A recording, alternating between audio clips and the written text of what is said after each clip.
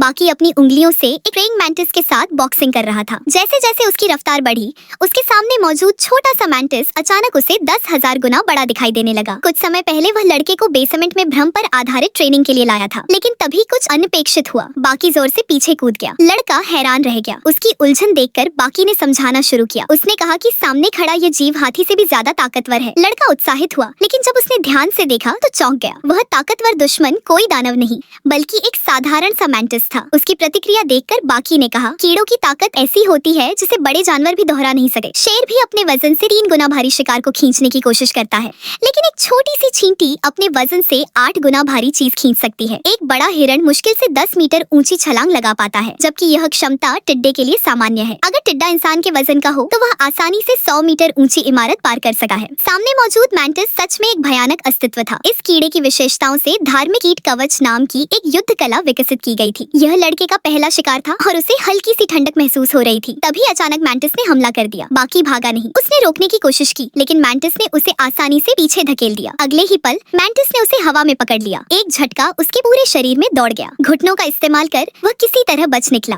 लेकिन अगले ही क्षण मैंटिस ने उसे दीवार पर दे मारा, जिससे वहाँ एक बड़ा छेद बन गया। उस पल उसे एक बात समझ आ गई, अगर जीतना है तो हमला खुद शुरू करना होगा। वह मैंटिस की पीठ पर कूद पड़ा और उसकी गर्दन पकड़ ली, लेकिन तभी एक चौंकाने वाली सच्चाई सामने आई। उसकी आंखों में कोई ब्लाइंड स्पॉट नहीं था, और उससे भी ज्यादा डरावना यह था कि वह उसे खाने की कोशिश कर रहा था। बाकी ने पूरी ताकत लगाकर खुद को छुड़ाया। उसी समय उसके पिता सामने आ गए। डर खत्म हो चुका था। अब उसने पूरी ताकत से हमला किया। इस बार मैंटिस पीछे हट गया। जैसे ही उसने उसकी कमजोरी पकड़ी, हमले और तेज हो गए। लड़ाई के दौरान उसने शानदार रणनीति का प्रदर्शन किया। आखिरकार एक जोरदार वार में मैंटिस हार गया और वह फिर से अपने छोटे असली रूप में लौट आया।